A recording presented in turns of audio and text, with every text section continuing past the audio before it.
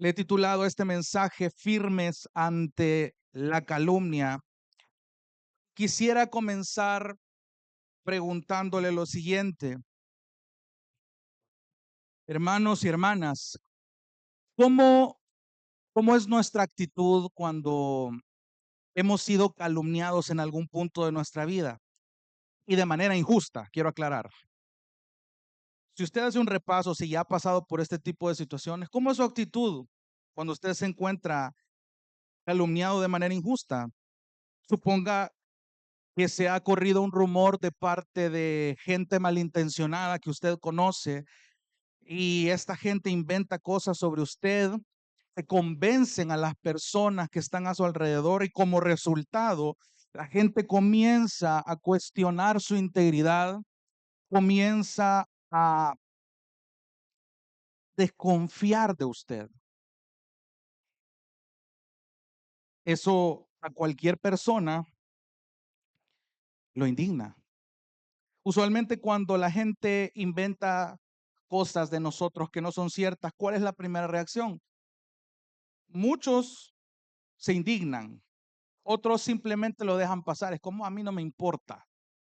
Otras personas se enojan, otras personas se resienten y otros buscan limpiar su imagen, pero de una manera muy impulsiva y no muy adecuada. Y en medio de todo esto somos tentados a responder con un deseo de vengarnos. Pero otra vez, ¿acaso entonces es esta la actitud con la que un hijo de Dios o una hija de Dios que ha nacido de nuevo debería de responder? Y aunque muchos me respondan que no, la realidad es que ya hemos experimentado ese tipo de actitudes que ya le acabo de mencionar, que solemos responder de forma pecaminosa. Y hoy la palabra del Señor nos va a seguir mostrando el caso de Pablo que hemos venido estudiando, quien enfrentaba exactamente esta situación que le acabo de mencionar. Habían calumnias levantadas contra él por gente malintencionada que causó que muchos de los corintios comenzaran a murmurar de Pablo, cuestionando su persona, cuestionando su ministerio y desconfiando de él. Lo interesante acá es la forma en la que él ha estado actuando ante esta situación. Entonces, hermano, quiero que noten este texto, cómo Dios nos va a recordar cómo debe ser una respuesta cristiana ante la calumnia de personas malintencionadas. Y lo vamos a estudiar a través de tres maneras, pero antes quiero ponerlo en contexto. Hemos estado estudiando el capítulo 12 de la segunda carta a los Corintios, donde Pablo ha venido defendiendo su ministerio frente a estos falsos apóstoles, a estos superapóstoles, entre comillas, y se compara con un padre espiritual que no busca lucrarse de los corintios, sino que procura el bienestar espiritual. Ya eso lo vimos la semana pasada. Les explica que en la cultura normal, por así decirlo, son los padres los que acumulan tesoros y bienes para dejarlos como herencia a sus hijos, no al revés. Entonces, él dice que se va a desgastar no solo en cuanto a sus recursos externos por amor a los corintios, sino que al final, la semana pasada dijimos y leímos, él se iba a desgastar a sí mismo, él iba a poner su propia vida hasta el agotamiento por amor a los corintios para hacer que ellos reaccionen de las falsas enseñanzas que los estaban seduciendo. Entonces, este desgaste incondicional que aprendimos la semana pasada, no ha desconectado esta idea de defender su ministerio, de defender su integridad, no tanto ante los corintios, y eso lo vamos a ver mucho más adelante, sino que realmente le voy a estar recordando lo que en otros sermones le he dicho. Cuando Pablo se veía en este tipo de situaciones, no tenía que olvidar que tanto el testimonio del evangelio como la gloria de Dios son cosas que estaban en juego. Por lo tanto, tenía que actuarse sabiamente ante la calumnia que se estaba levantando contra él. Y es interesante cómo un versículo anterior, él hace una pregunta muy extraña. En el versículo 15 dice, yo con mucho gusto gastaré lo mío y aún yo mismo me gastaré por sus almas y si los amo más, ¿seré amado menos? La Reina Valera lo dice en forma de afirmación, aunque amándolos más, yo sea amado menos. Entonces está diciendo eso. Entonces, continuando con ese hilo, es que yo quiero mostrarle estas tres maneras en las que Dios nos recuerda cómo debe ser esta respuesta cristiana ante la calumnia de gente malintencionada. Manera número uno, mostrando integridad. Mostrando integridad. Lea versículo 16.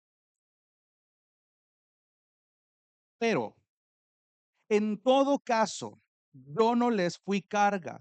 No obstante, siendo astuto, los sorprendí con engaño. Esa es la versión de la Biblia de las Américas. Es interesante cómo lo dice la Reina Valera también. Pero admitiendo esto, que yo no os he sido carga, sino que como soy astuto, os prendí por engaño. Pareciera que cuando lo leemos por primera vez, Pablo está admitiendo dos realidades. Primero, que él no ha sido una carga para los corintios en el sentido económico, cosa que también ya aprendimos la semana pasada, y que no es la primera vez que lo dice. Y segundo, pareciera él afirmar que sí estuvo engañando a los corintios con astucia.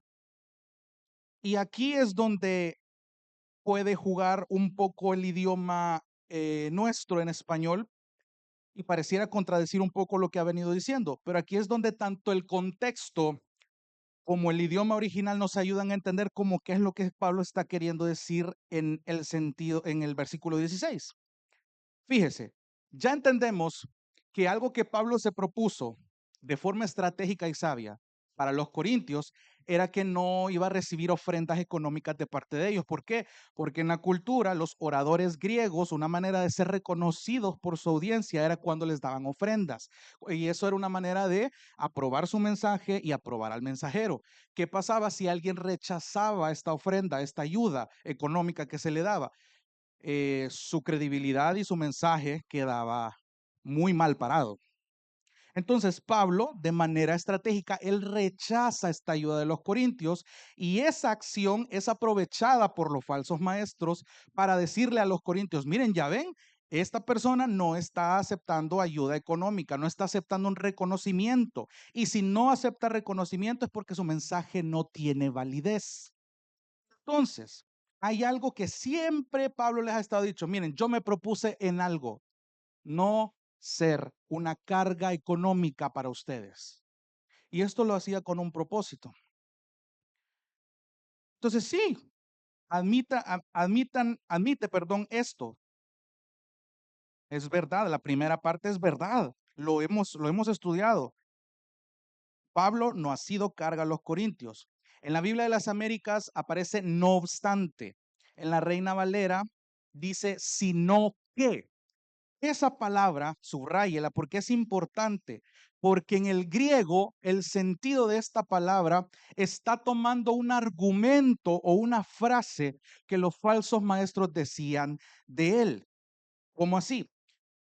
Ya sabemos esto de la carga financiera, que Pablo no cobraba por sus mensajes. Em, el rumor que se estaba levantando hacia Pablo de parte de los falsos maestros era, imagínense a los falsos maestros diciendo lo siguiente, sí, es verdad. Es cierto que Pablo no tomó nada antes, pero ¿no será que él busca quedarse con el dinero de ustedes, el que ahora está pidiendo para esa tal iglesia en Jerusalén? Y la recolección que pide solo es una excusa para lucrarse de ustedes a través de sus ayudantes. Eso era lo que estaba pasando. Y muchos corintios comenzaron a creerle a ellos y a desconfiar de Pablo. Mire hasta dónde llegaba la maquinación y la astucia y el engaño de los falsos maestros. Entonces viene Pablo y de forma irónica en la segunda parte del versículo 16, ese no obstante, ese sino que, póngale y agrégale un paréntesis como diciendo, así como dicen ellos que, y tiene sentido el versículo. Lo leo en la Biblia de las Américas, pero en todo caso yo no les fui carga. No obstante, así como dicen ellos que soy astuto, lo sorprendí con engaño. En la Reina Valera, dándole otro sentido, dice, admitiendo esto, que yo no os he sido carga, sino que como dicen que soy astuto, los prendí por engaño. Permítame leerle otras dos versiones al español que lo traducen con un mejor sentido. La primera versión dice: aunque algunos digan que soy tan astuto que les tendí una trampa, en todo caso, no he sido una carga. Y esta segunda traducción dice: algunos de ustedes admiten que no les fui una carga, pero otros todavía piensan que fui muy astuto y que me aproveché de ustedes con engaños. Entonces, si usted lee el versículo 16, no es que Pablo esté confirmando lo que los falsos maestros estaban diciendo de él. Él está usando su propio argumento, usando la ironía y el sarcasmo para recontraatacar con su argumento. Entonces, curioso porque culpaban a Pablo de ser alguien astuto, alguien engañador, alguien que lanza el anzuelo, es el origen de la palabra, para que caigan en su trampa. Entonces, otra vez, Pablo usa la ironía, usa este rumor contra ellos. Fíjese, se necesita mucha seguridad, mucha convicción de que la verdad está de su lado si usted se atreve a usar el argumento de su detractor contra él mismo. Pablo sabía bien que desde un principio fue lo suficientemente sabio, y él se lo atribuye al Señor en muchos textos, para actuar con integridad. Tenía sentido de por qué él prefirió no aceptar ayudas económicas de los corintios. Imagínense si las hubieras aceptado. ¿Con qué otra cosa se hubiera defendido? ¿Qué hubiese pasado si Pablo hubiera aceptado la ayuda económica de los corintios? Hubiera sido chantajeado de muchas maneras. Pero otra vez, los impostores sí se aprovecharon de manera astuta de los corintios. Los estafaron, en otras palabras, cosa que Pablo de manera irónica ya les había confrontado anteriormente. Váyase conmigo un capítulo antes, allá al capítulo 11, versículo 19. Capítulo 11, versículo 19. Aquí Pablo está atacando la ingenuidad de los corintios ante los falsos maestros. Porque ustedes, dice, siendo tan sabios, aquí no lo está diciendo de manera real, está siendo irónico.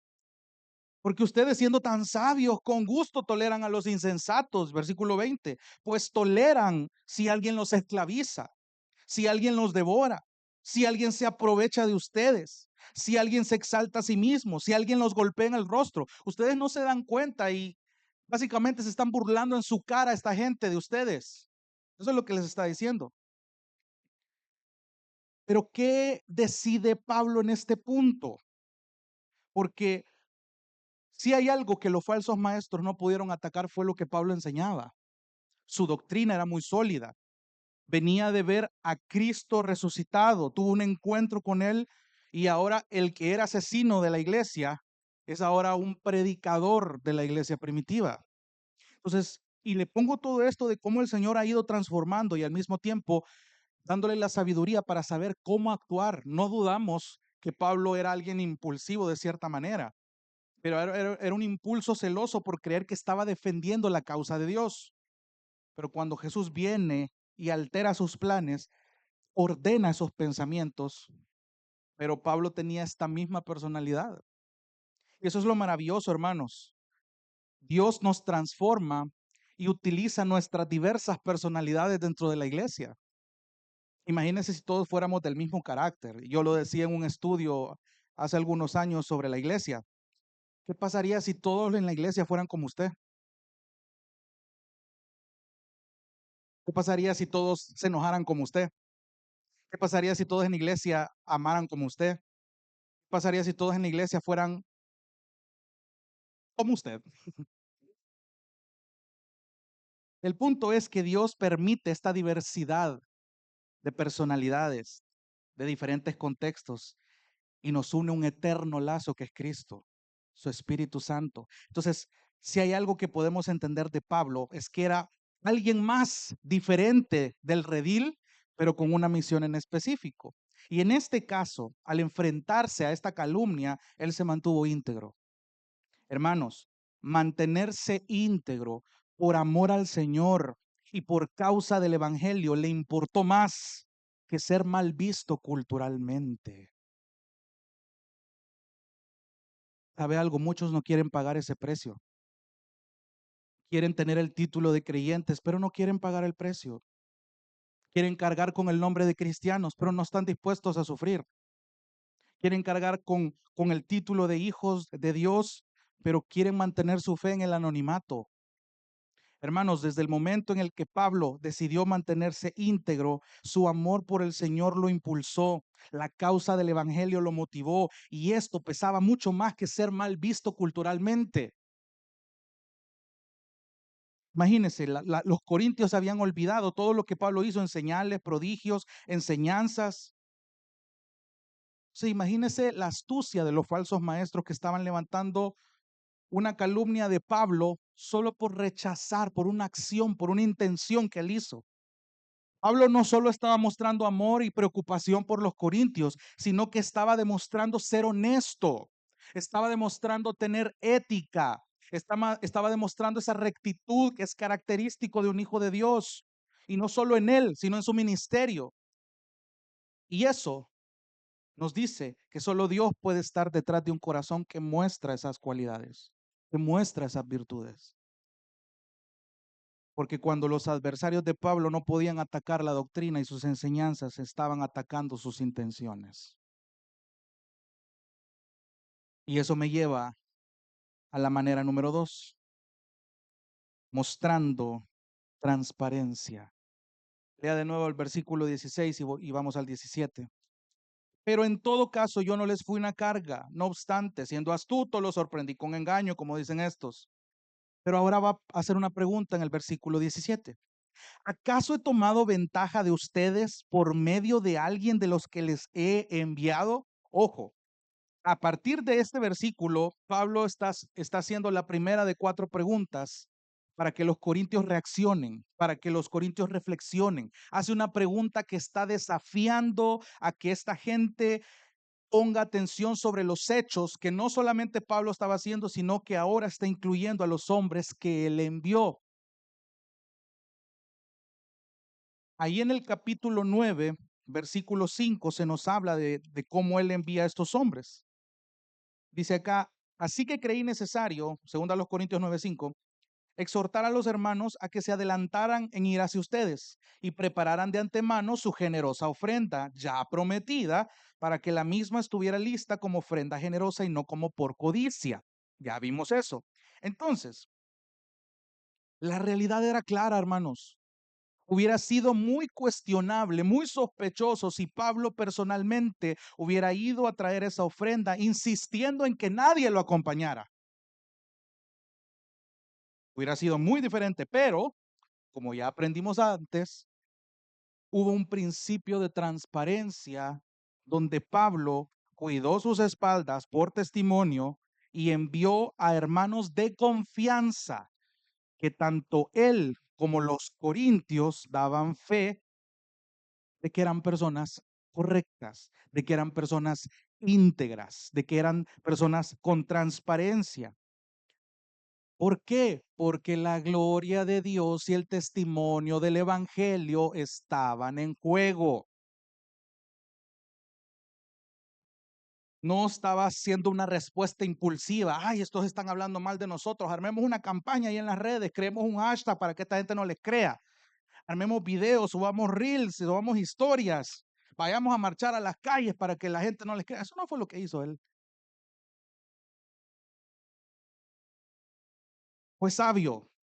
Sacar ventaja de la gente para lucrarse quizás era lo que hacían los impostores y era lo que describía la acción de estos. Pero eso no encajaba en Pablo y en sus ayudantes. Y Pablo vuelve a afirmar lo que ya había escrito anteriormente, ahí en el capítulo 7, versículo 2. En un sermón que predicamos sobre el capítulo 7, versículo 2, Pablo está rogando de manera plural, no solo en nombre de sí mismo, sino en nombre de sus colaboradores. Acéptennos. Otra traducción dice, téngannos afecto otra vez porque realmente sí sentimos su falta de amor hacia nosotros. En el versículo 2 dice, acéptennos en su corazón, vuélvannos a querer, vuelvan a tener afecto. A nadie hemos Pablo no está diciendo a nadie yo he ofendido. Él tiene en cuenta que no solo él está metido en esto. Acéptennos en su corazón. A nadie hemos ofendido, a nadie hemos corrompido, de nadie hemos tomado ventaja. Esta misma frase la está usando en la pregunta del versículo 17. ¿Acaso yo, y él ahí sí se pone él en primer lugar?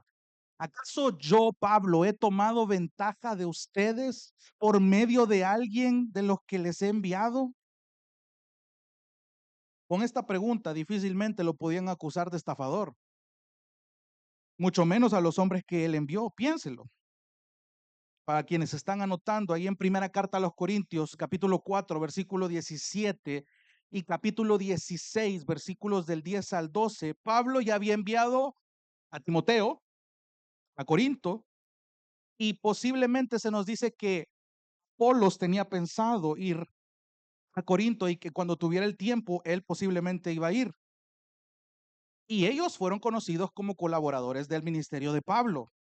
Entonces, si hay algo que estos hombres definitivamente no eran, eran estafadores, no eran estafadores.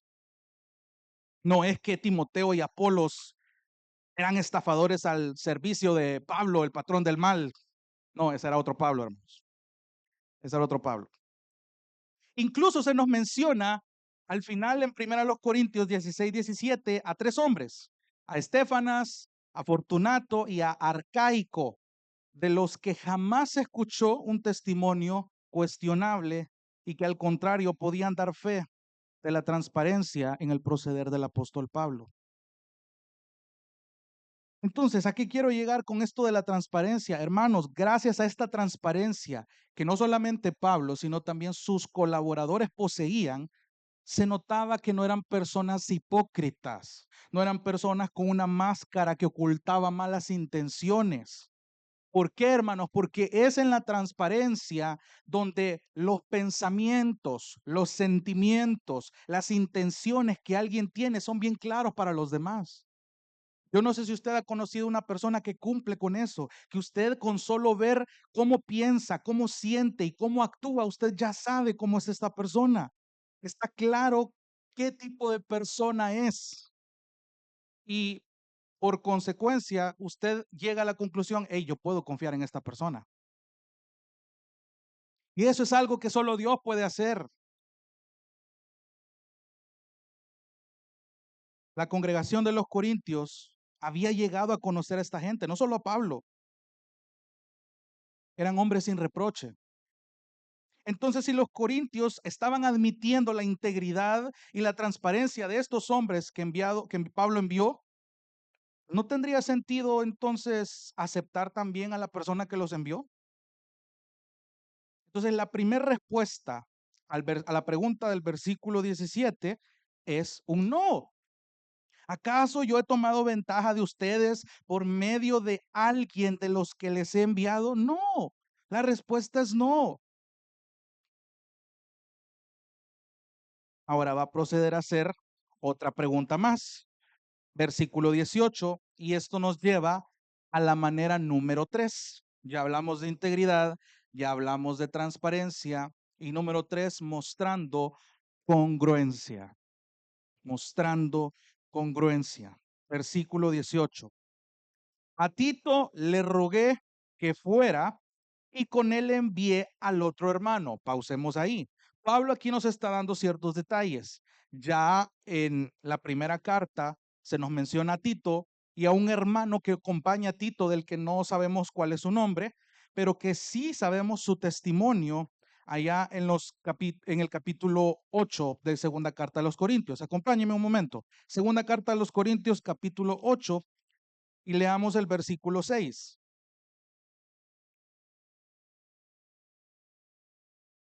Segunda carta a los Corintios 8, 6. Dice, en consecuencia, rogamos a Tito que como él ya había comenzado antes, así también llevará a cabo en ustedes esta obra de gracia, hablando de la recolección para la iglesia en Jerusalén. Pero, versículo 7, Así como ustedes abundan en todo, en fe, en palabra, en conocimiento, en toda solicitud y en el amor que hemos inspirado en ustedes, vean que también abunden en esta obra de gracia. No digo esto como un mandamiento, sino para probar por la solicitud de otros también la sinceridad del amor de ustedes, porque conocen la gracia de nuestro Señor Jesucristo, que siendo rico, sin embargo, por amor a ustedes se hizo pobre para que por medio de su pobreza ustedes llegaran a ser ricos. Vámonos más adelante al versículo 18.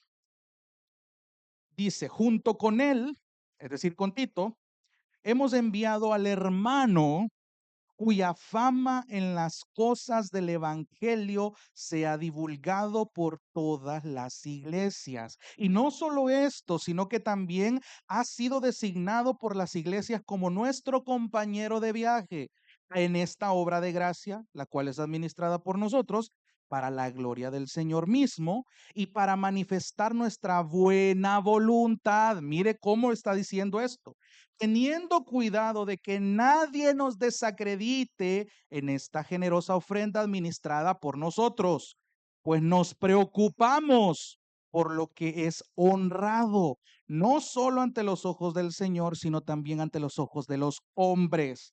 Con ellos hemos enviado a nuestro hermano, de quien hemos comprobado con frecuencia que fue diligente en muchas cosas, pero que ahora es mucho más diligente debido a la gran confianza que tiene en ustedes. Y en cuanto a Tito, es mi compañero y colaborador entre ustedes. En cuanto a nuestros hermanos, son mensajeros de las iglesias y gloria de Cristo. Fíjese bien, ya los corintios sabían quién era Tito. Ya incluso él tiene su propia carta. Pero Pablo invierte más de un versículo en hablar de este hermano que no necesita ser nombrado. Los corintios ya sabían quién era por medio de su testimonio. Entonces, Pablo se atreve a referirse a ellos en medio de su defensa ya en el capítulo 12.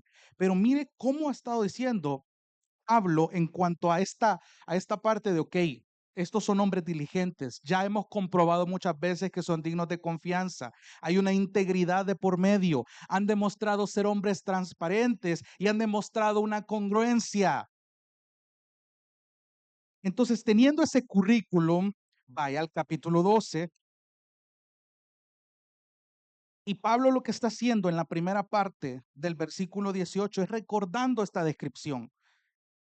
Yo les recuerdo que le rogué a Tito que fuera donde ustedes y con él envié a este otro hermano que ustedes también ya conocen. Y estoy seguro de que tanto Tito como este hermano se habían ganado los corazones y la confianza de los corintios y apreciaban su honestidad. Y es por esa razón que Pablo no duda en usar sus nombres, en usar su testimonio. ¿Por qué? Porque si la gente de Corinto estaba confiando en los colaboradores en relación a la colecta para los pobres de Jerusalén, entonces eso significa que también deberían de confiar en las personas, en la persona que los envió, era Pablo. Y es un poco gracioso porque algunos teólogos afirman que cuando una iglesia en la era primitiva necesitaba que se le enviara a alguien con un carácter dócil, pero firme en instruir en amor, mandaban a Timoteo. Pero cuando necesitaban enviar a alguien con un carácter un poco más duro, pero igual de decidido a instruir en amor, mandaban a Tito. Y adivine dónde fue Tito.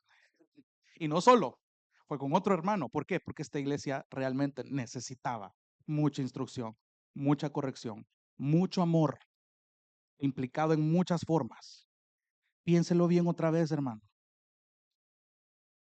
La segunda pregunta también tenía que ser contestada con un no. Segunda parte del versículo 18. ¿Acaso obtuvo Tito ventaja de ustedes? La respuesta es no.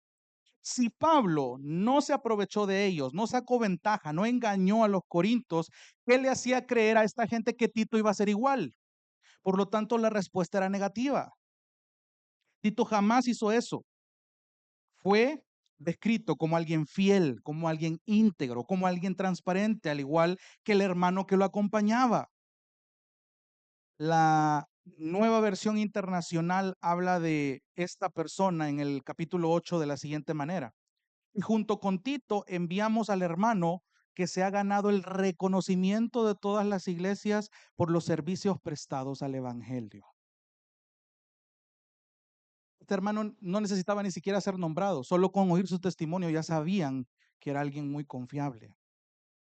Qué nivel de integridad, qué interesante su nivel de transparencia. Ya sabemos que Pablo envía a Tito a Corinto 3 veces. La primera para solucionar este problema del pecador que se arrepintió, ahí en el capítulo 2. La segunda vez para empezar la labor de recolectar la ofrenda para la iglesia en Jerusalén, en el capítulo 8. Y la tercera para terminar la tarea de recolectar los fondos al final del capítulo 8. Entonces, otra vez, le insisto tanto en esto para que entienda cómo estas cosas caracterizaron al ministerio de Pablo y a sus colaboradores, de que lo que creían tenía congruencia con lo que hacían. Me atrevo a decir que gracias a la fe de Pablo en el Señor Jesucristo y en la labor del Espíritu, él fue capaz de amar. Y por este amor fue capaz de perdonar. Y por este perdón fue capaz de corregir tantas faltas que la iglesia en Corinto tuvo. Piénselo por un momento. La iglesia en Galacia, la iglesia en Filipos, la iglesia en Tesalónica, la iglesia romana, solo invirtió Pablo una carta, a lo mucho dos, dejando las epístolas personales a Timoteo, a Tito, a Filemón. Pero en quien más invirtió cartas, adivinen quién fue, en la carta a los Corintios. A quien más corrigió fue a los Corintios. De quien más soportó fue a los Corintios. A quienes más perdonó, pasó sus faltas por alto, pero eso no significa que no los corrigió y los confrontó, fue a los Corintios. Esta iglesia necesitaba una atención más específica, de tal manera que no solo Pablo estuvo involucrado en esa iglesia, muchos de sus colaboradores estuvieron involucrados. Ya usted ya sabe el nivel de pecado al que esta iglesia llegó y la falta de amor que esta iglesia tenía. Y yo estoy seguro que Pablo recordó muy bien, por testimonio de los apóstoles que eran sus contemporáneos en ese momento, las enseñanzas de Jesús. Y más aún sabiendo que Jesús mismo se le reveló. Yo estoy seguro de que Pablo estaba muy consciente de las enseñanzas de Cristo. De un Cristo que restaura, que transforma, que perdona. Si hay alguien que entendió eso de primera mano fue Pablo. Pablo recibió un perdón que él mismo reconoció que no merecía. Y por ese perdón que él recibió es que él amó tanto, incluso a la gente que lo rechazaba, que en este caso eran los corintios. ¿Qué nivel de amor? Eso lo vimos la semana pasada. Y esto me recuerda mucho a una de las parábolas que Jesús menciona y quiero llevarlo ahí un momento. Váyase a Lucas capítulo 7. Lucas capítulo 7. En lo que usted lo busca, permítame ponerlo en contexto. En Lucas capítulo 7, Jesús está en la casa de Simón, que es un fariseo, y mientras él está ahí, una mujer conocida por ser pecadora, es lo que se nos dice, entra, empieza a llorar, le lava los pies a Jesús con lágrimas, se los seca con sus cabellos y los unge con perfume. Y Simón dentro de sí, o sea, no estaba pensando en voz alta, sino que él dentro de sí estaba diciendo, estaba cuestionando en su interior a Jesús por dejar que esta mujer lo tocara. Y él pensaba, uy, si este hombre supiera quién es la mujer que lo está tocando, ni se dejara. Pero entonces Jesús le responde a los pensamientos de ese fariseo con una parábola que es la parábola de los dos deudores. Fíjese, Lucas capítulo 7. Veamos el versículo 39. Pero al ver esto, el fariseo que lo había invitado dijo para sí, si este fuera un profeta, sabría quién y qué clase de mujer es la que lo está tocando, que es una pecadora. Y Jesús le dijo, Simón, tengo algo que decirte. Sí, maestro, le contestó. Cierto prestamista tenía dos deudores. Uno le debía 500 denarios y el otro 50. Y no teniendo ellos con qué pagar, perdonó generosamente a los dos. ¿Cuál de ellos entonces lo amará más? Bueno, supongo que aquel a quien le perdonó más, respondió Simón. Y Jesús le dijo, has juzgado correctamente.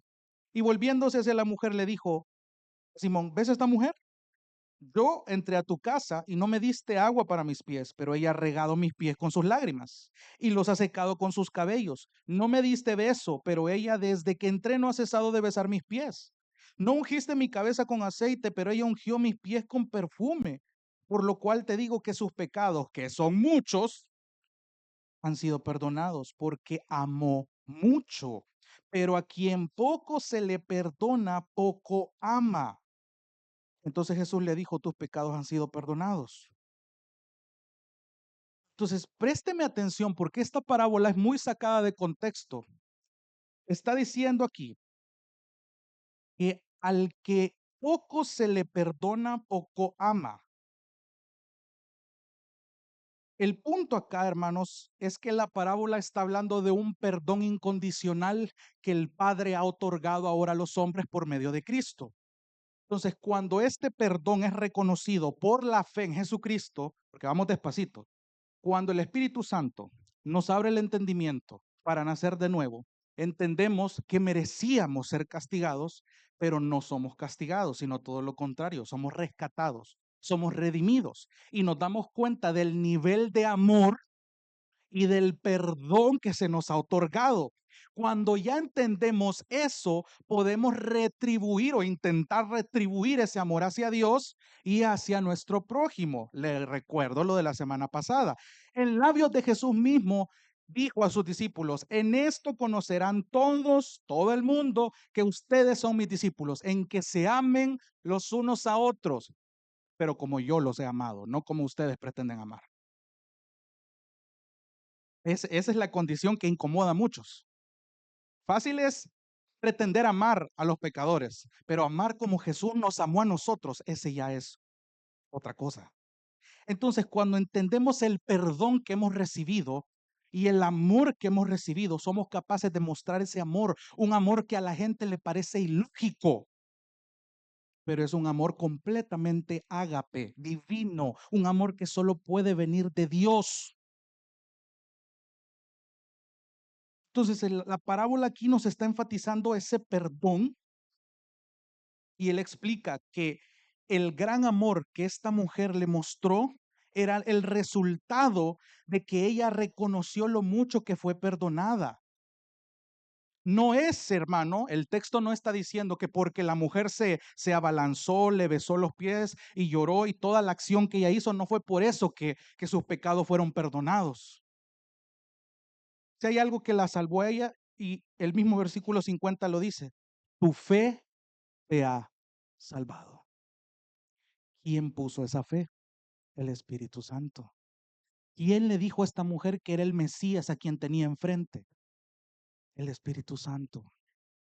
Entonces, debido a que la fe permitió que sus ojos se le abrieran, ella quería demostrar todo el amor que él pudiera percibir en ese momento. Y de la misma manera, Jesús después a sus discípulos les dice, tienen que amar como yo los he amado. Tal vez no de la manera en lo que lo hizo esta mujer, pero fue escandaloso para Simón el fariseo la forma en que ella estaba demostrándole amor a Jesús.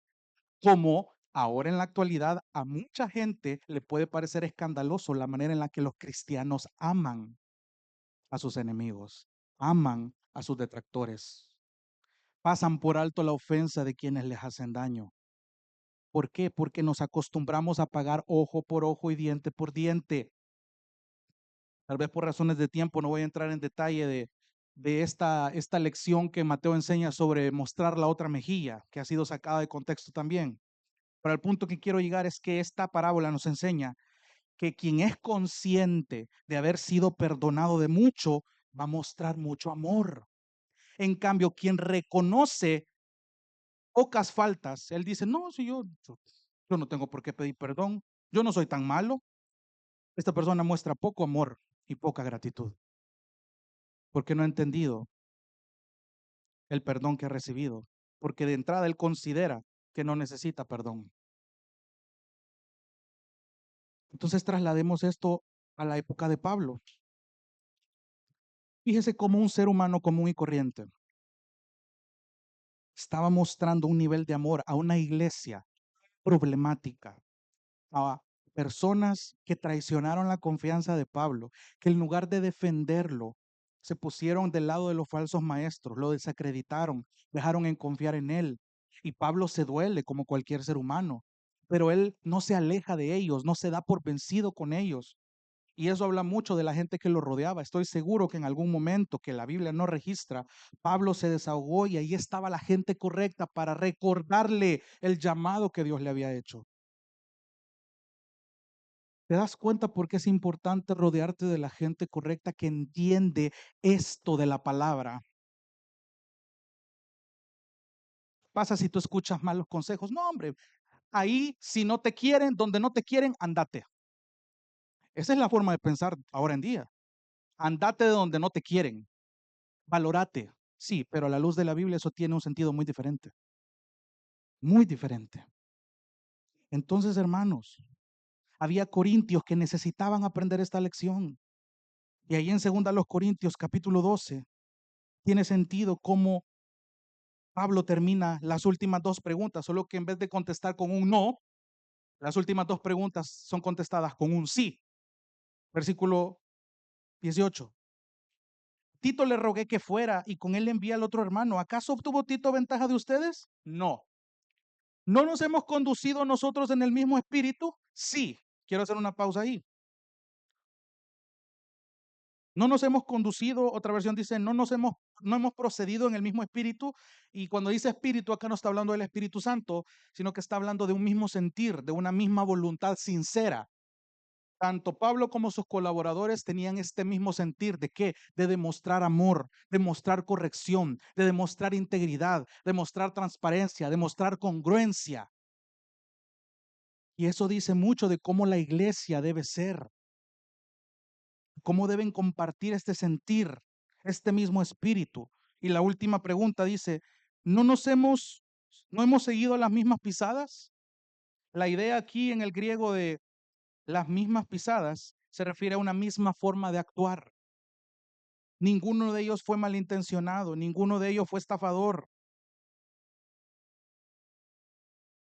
Pablo y sus colaboradores se estaban encargando de mostrar con sus vidas la congruencia del evangelio. Una vida congruente, hermanos, muestra esta armonía completa entre lo que piensa, lo que siente, lo que dice y lo que hace. Y lo resume muy bien al desafiar a los corintios con estas últimas dos preguntas. Los corintios reconocían esto. No había una acusación válida cuando los hechos en la realidad eran tan claros. La respuesta era un sí rotundo. ¿No nos hemos conducido nosotros en el mismo espíritu y seguido las mismas pisadas? Entonces, hermanos, traslademos toda esta teología al día de hoy, para nosotros. Y quiero darle algunos aspectos prácticos en cuanto a esto. Número uno, amados hermanos, es inevitable que en algún punto de su vida usted no vaya a ser calumniado o calumniada, que en algún momento se encuentre en un malentendido y gente malintencionada ponga a prueba su imagen, cuestionen la credibilidad de usted como persona. Y si hay algo que yo sé que a usted lo enciende, y a mí también, es que ocupen la frase, ¿y eso qué es cristiano? Ahí nos matan. ¿Y eso qué va a la iglesia? ¿Se da cuenta cómo rapidito somos impulsivos? Pero la lección de Pablo nos da esa lección a nosotros ahora. Hermanos, préstenme atención porque cuando eso pase, cuando esa frase surja y inmediatamente sienta que el agua hervida está a punto de rebalsarse, mire la providencia del Señor en ese momento. Ese atributo precioso, le recuerdo, la providencia del Señor es ese atributo donde Él orquesta y permite cada circunstancia, cada persona con un propósito en su vida. Entonces, cuando eso pase, acuérdese del atributo de la providencia del Señor que le está proveyendo en ese momento un escenario para que usted sea un testimonio del evangelio. Oye, eso se oye bonito predicárselo y que usted me responda con un amén. Cuando llegue el momento, acuérdese de estas palabras, por favor. No me diga un amén, acuérdese de esto cuando surja ese escenario. Vea la providencia del Señor proveyéndole un escenario para testificar del Evangelio cuando usted sea calumniado o calumniada.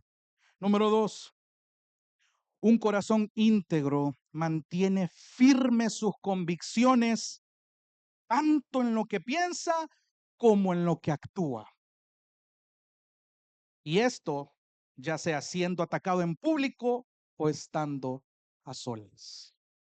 Es bien fácil aparentar ser íntegro, pero a muchos les cuesta la integridad en la soledad. Qué difícil es ver escándalos en el mundo evangélico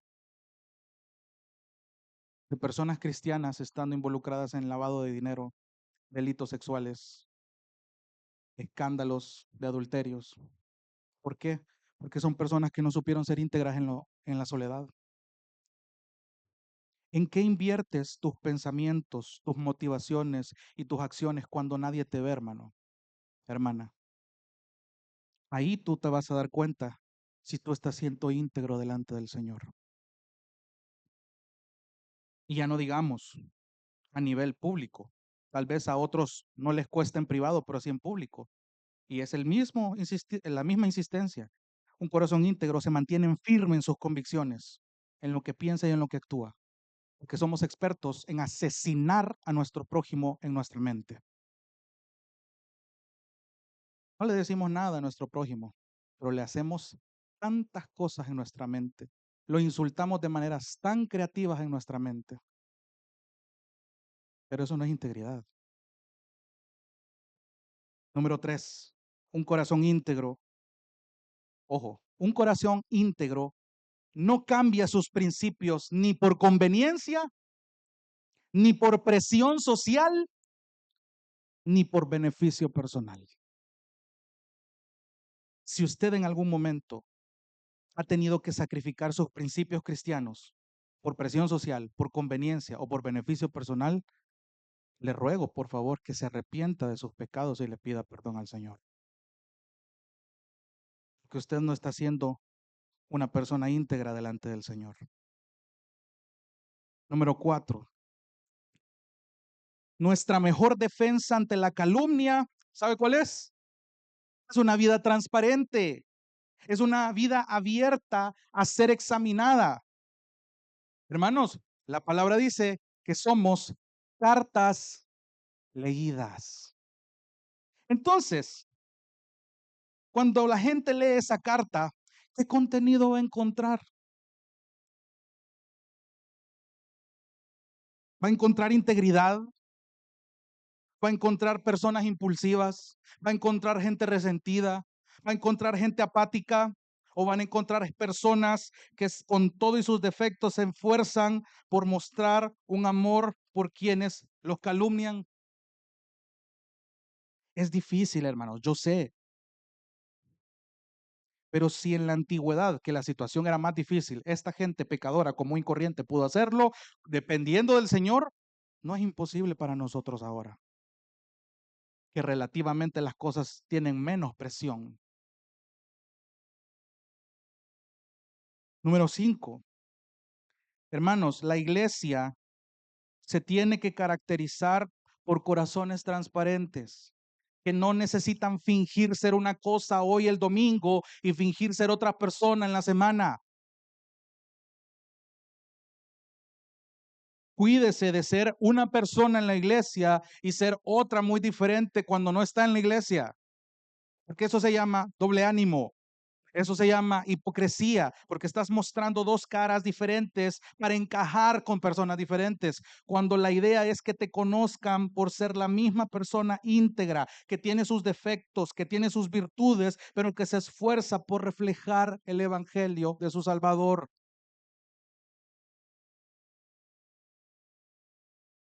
Y tú sabes la trinchera en la que Dios te ha puesto, donde estás bajo fuego cruzado. Trabajo, emprendimientos, familia, amigos, universidad. Hay tanto de dónde escoger, pero mantente igual, mantente transparente. porque estas personas son en las que la gente confía y son un gancho para que cualquier persona que no ha conocido el Evangelio pueda escucharlo.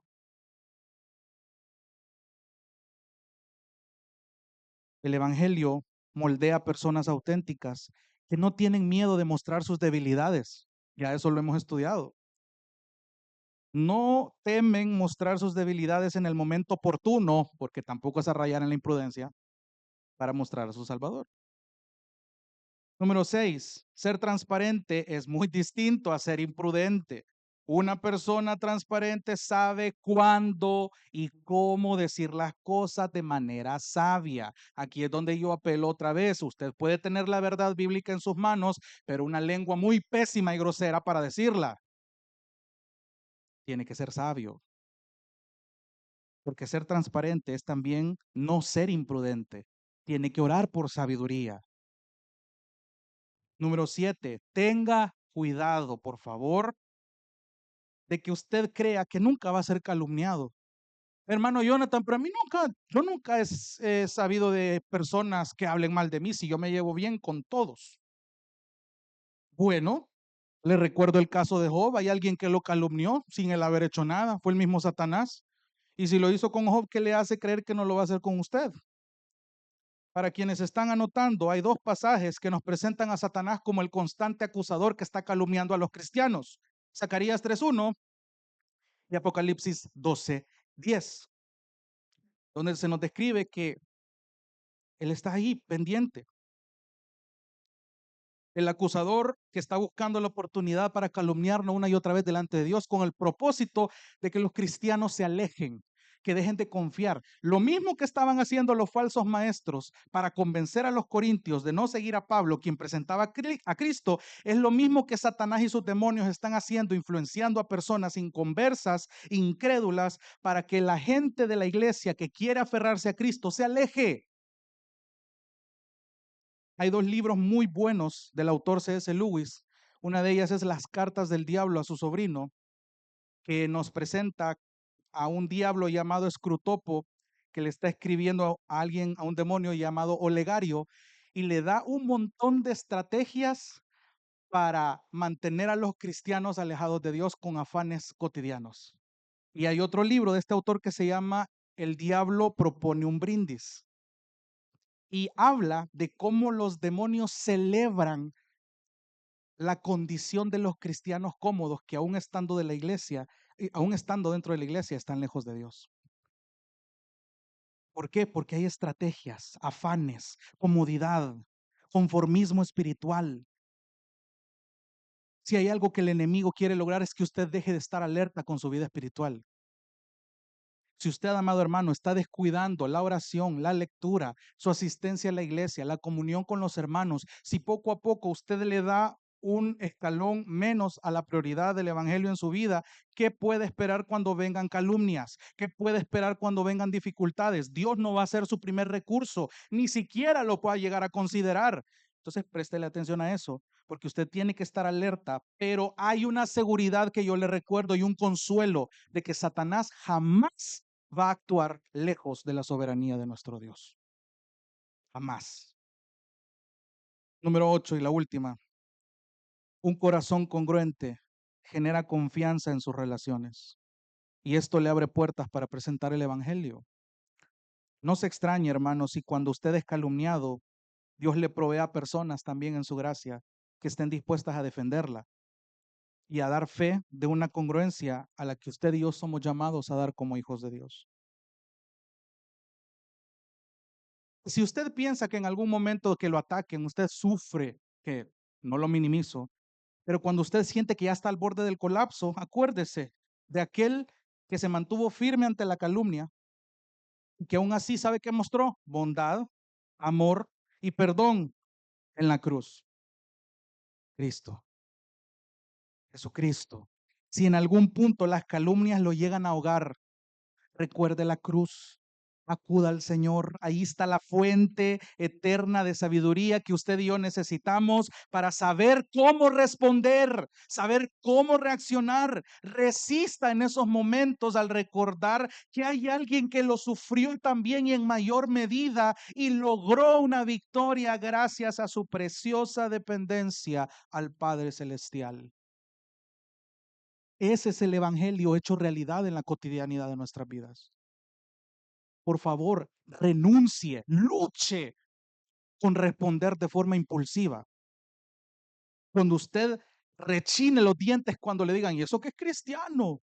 ¿Y eso qué es cristiana? Acuérdese de esto.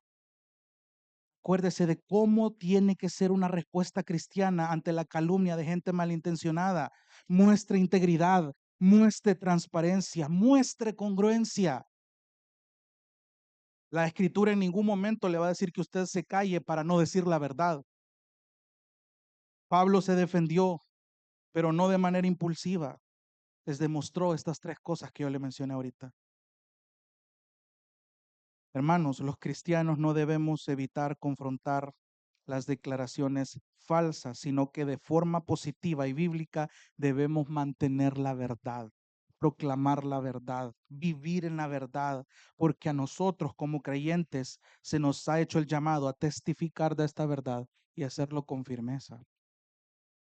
Entonces, mi conclusión para este mensaje y la lección que le quiero dejar para esta semana: cuide su testimonio, cuide su andar, sea transparente, no finja ser otra persona, sea un cristiano débil, muestre sus debilidades, pero dependa de su Salvador. Si usted lucha con toda su fuerza, si se llega a caer, vuélvase a levantar. Tiene al Espíritu Santo, el mismo Espíritu que levantó a Cristo Jesús de la muerte. Tuvo ese poder, esa magnitud de poder, y usted me va a decir que no puede hacerlo capaz de resistir y responder de buena manera ante sus calumnias. No, hermano, no se trata de eso. Dependamos del Señor cada vez más.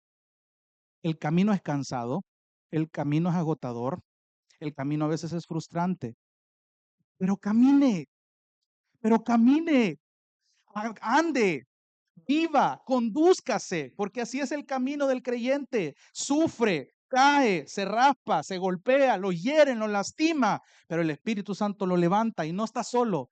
Tiene una comunidad de creyentes que van en la misma jugada, en el mismo camino hacia la meta, porque al final nos vamos a encontrar con el eterno Salvador, quien sufrió más que cualquier otro humano aquí en la tierra. Y Él nos va a decir, bien, bien, buen siervo fiel. Pero para llegar a ser siervos fieles, esforcémonos ahorita entonces por ser fieles al Creador. Vamos a orar. Dios te bendiga. Realmente es un privilegio para nosotros que puedas escuchar el mensaje de la palabra de Dios. Esperamos que Dios obra en tu vida grandemente a partir de lo que puedas escuchar y aprender a través de este sermón. Sin embargo, creemos que solo este sermón es insuficiente y no debería de suplantar por ningún motivo tu asistencia a una iglesia local. La iglesia local es el medio por el cual Dios obra en la vida de su pueblo. Te motivamos a que busques una iglesia sana donde congregarte o puedas contactarte con nosotros en nuestras redes sociales para que nos puedas visitar. Será un gusto poder servirte y que podamos juntos adorar a Dios en comunión con sus redimidos mientras aprendemos de su palabra. Que el Señor te bendiga.